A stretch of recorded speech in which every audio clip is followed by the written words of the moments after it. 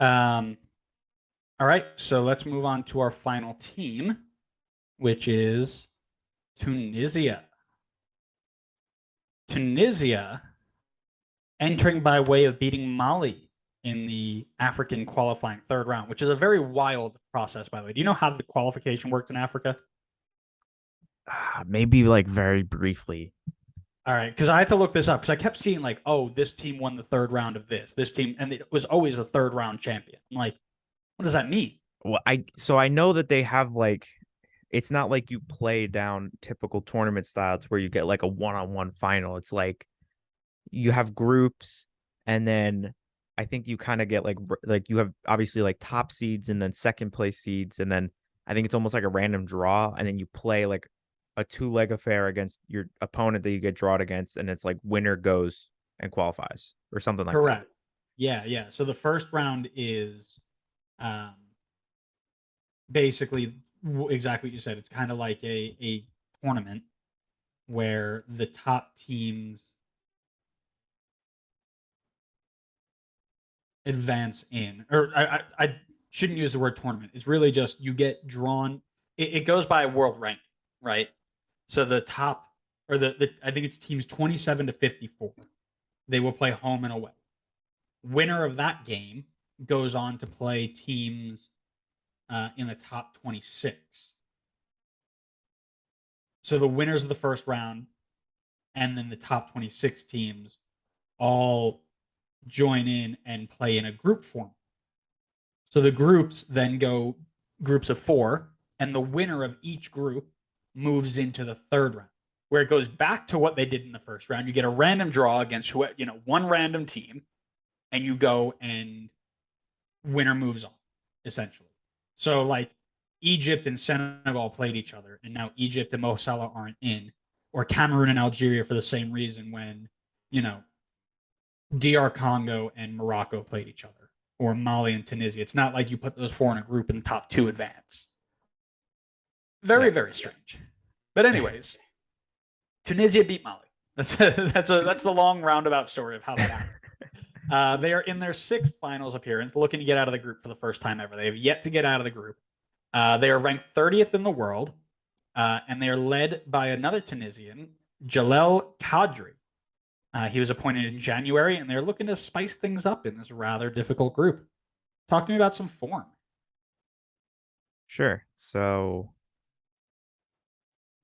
coming in last 5 games for Tunisia, been kind of I would say it was way more surprising than I was expecting.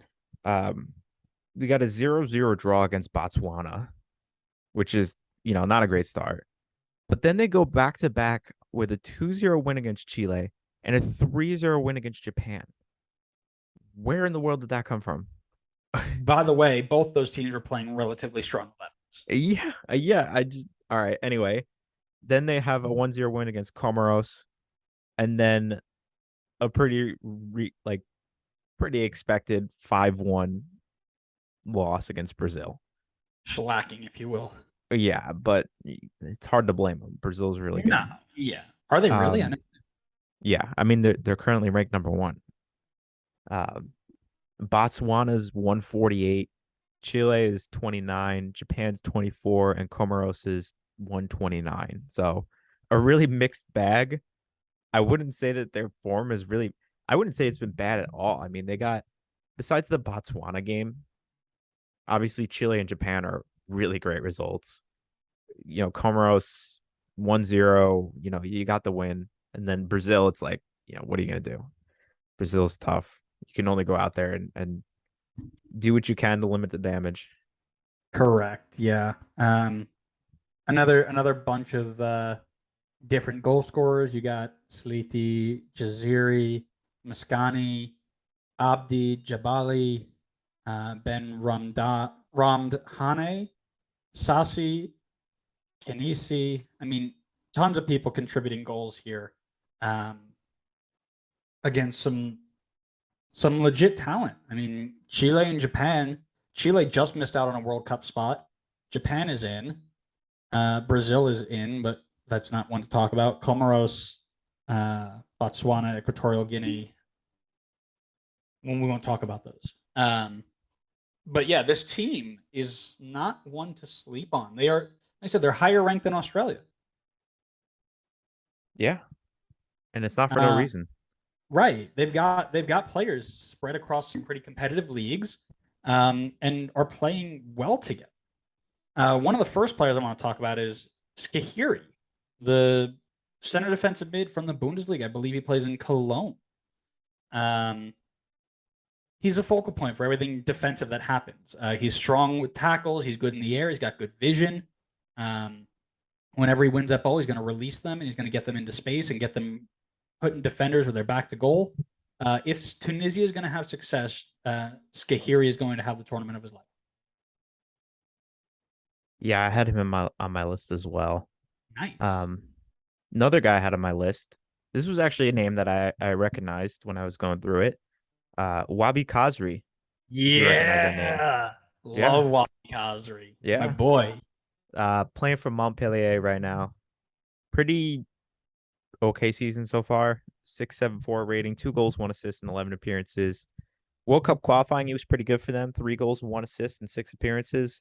And then in AFCON, also had a strong performance with 2 goals, 1 assist, and 4 appearances. So the man knows how to get it done for Tunisia. Yeah, he's got the most goals of any player in the side. If you look at transfer market, he's also top five in caps. Um, creates his own space, draw fouls. He likes to be a little bit tricky and try and get in behind. He's going to take off as many shots as possible, create a ton of attacking chances, um, and he'll do a good amount of defensive work if he needed to. Um, so something to keep an eye on with him as well. Yeah, My 100%. last one is Sleety. He'll play on the opposite side of Wabi Kazri. He'll be similar with his attacking mindset. He likes to go at him, create chances, get fouled, take shots. Really express himself on the ball. He's playing in the Saudi League right now. He's got 13 goals in 68 games for Tunisia, but he's got 1 goal in 5 Saudi League games. But in about 275 games, he's got 56 goals. So the dude knows how to score. What's gonna really be important is who is getting him involved. Really is what type of service he's going to get. Yeah, I had originally had him on my list as well as a top player, but once I was going through kind of more in detail into like their recent fixtures and stuff, it didn't seem like he was really getting a ton of starting time. He was kind of coming off the bench more often. So I actually swapped him out for this guy because I saw his name in almost every single lineup. He seemed to be just an absolute out and out starter for them. And that's Talbi, the center back, Sure. currently playing for Lorient in France with a 6.82 rating so far this season for them, 1 assist and 3 clean sheets in 14 appearances. For Tunisia, he's also been very solid. 3 clean sheets and 6 appearances in qualifying, and a 703 rating for AFCON with 2 clean sheets and 4 appearances. But just seeing this guy's name on like almost every lineup, no matter like what shape they were in, what players they were mixing up, just kind of told me that this guy is like, he just feels like our Walker Zimmerman. Like he's probably their guaranteed center back one. So he seems to be very important to this team. Nice. I like it. What I want to know is what type of starting 11 do you have? That's really what I want. I'm going to apologize ahead of time for how bad I butchered these names, but I have got them in a 4-3-3, kind of the theme of this episode for me. Actually, no, that's not true. I haven't. I thought I had more 4-3-3s, but I just have two. I've got Bahir Ben Said in goal, left back to right back in defense. I've got Ali Malul, Bilal Ifa, Montasar Talbi, and Mohamed Drager. In the midfield three, I've got Elise Skiri, Aisa Laiduni, and Furjani Sasi. And then up top for the front three, I've got Yusuf Sakni. I've got either Wabi Kazri or Saifuddin Jaziri. And then on the right side, I've got Anis Slimani. Okay. Okay. We were close up until the front three there. So I also have them in a 4-3-3. I've got Ben Said. I've got right to left Drager, Talbi, Ifa, and Malul. In the middle three, I've got Sasi, Laiduni, and Skihiri. And in the front three, I've got Wabi Kazri, I've got Sliti, and I've got in the middle of them Jabad.